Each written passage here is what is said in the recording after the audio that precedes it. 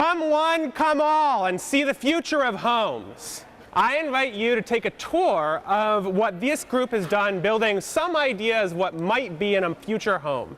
And so we're going to start off, and we're just going to walk in the front door, and Trevor is going to show you the kinds of things you might see just on the right on this screen. We want you to review what it is that's happened at your house over the course of the day. So, Trevor, take it away. Cameras are becoming cheaper and cheaper. We're able to add them to anything we want. It's not going to be long before we can have a camera in our front door that we're going to be able to access and see who's at our door. So my idea was that we take some stuff that we have and combine it so that when someone comes up to your door, you get a motion detection. It sees that someone's at your door. It'll pop up a notification for you on your phone or on your computer and say, hey, someone's at your door. And you'd be able to remotely unlock your door and do other things. And also, with the motion detection, my plan was it'd save the snapshots of what happened in front of your door throughout that day. I can take my log of stuff that I have here, and I can just run a quick facial recognition software on it, and it'll find the faces in the images, and I could take a screen capture of that face and send that capture to my phone so I would know, hey, this person is at my door.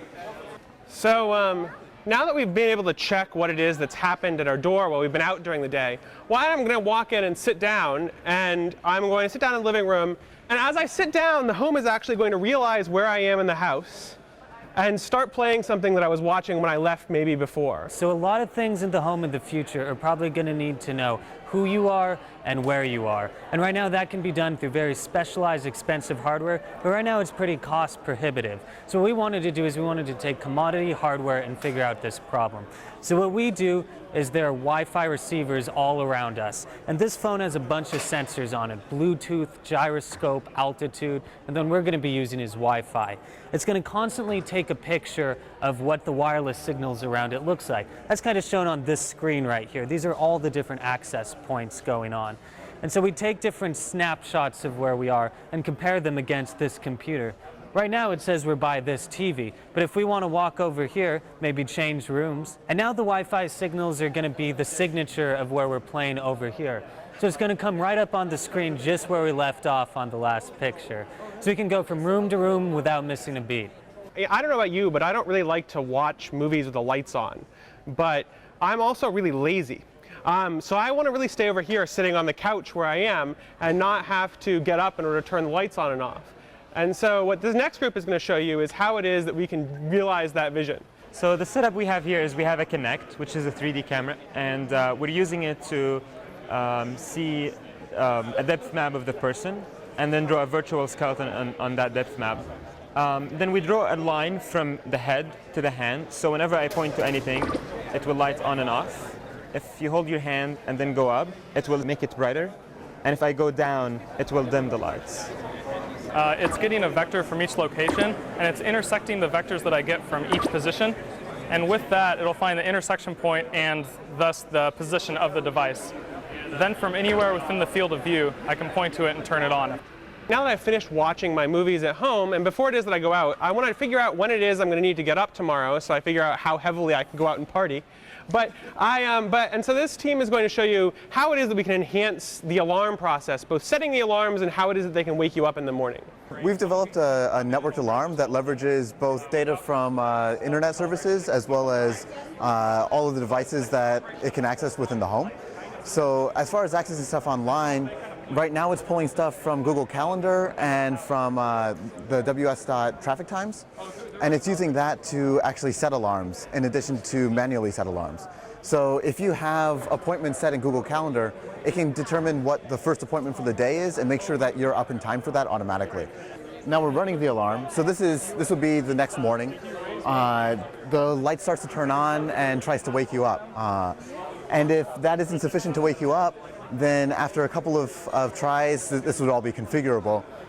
It'll eventually go and turn some music on. There's also the other group that has the location services and tries to determine what room you're in. So if we know what room you're in, we can direct the lights to only turn on the room that you're actually sleeping in. What you're viewing here is a camera that's on a private IP inside my house. And on the camera you see a light, which is also networked in my house and on a private IP. Here I am out somewhere else and I've got the controller on my phone. So tell it to turn the light on at my house. There you go. The camera's really just so you can tell that it's happening.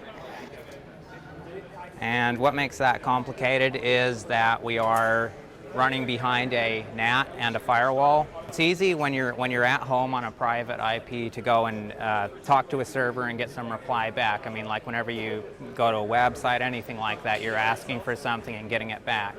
But when you're on the outside, you want to do something like turn a light on or something like that, it's a lot more complicated because you have to initiate the connection and there's nothing letting you through. This address is private, it changes depending whatever the router assigns, and you can't necessarily get through to it. So what this does is puts a server in the cloud that this side can initiate a connection which lets things come back to it, and then this side will send like a message like, hey, turn the light on or whatever, and that gets passed through here and back to the machine. The machine sends back the settings like it worked or something like that. That's going to conclude the tour of the house of tomorrow. Really, I suggest that you go and talk to the groups and talk to them about what it is that they've done and how they've done it and what they've learned, and go see something that's more interesting. Plus, you get to play around with things like the Kinect and hopefully get their images to flip upside down on your iPhone. So, have fun.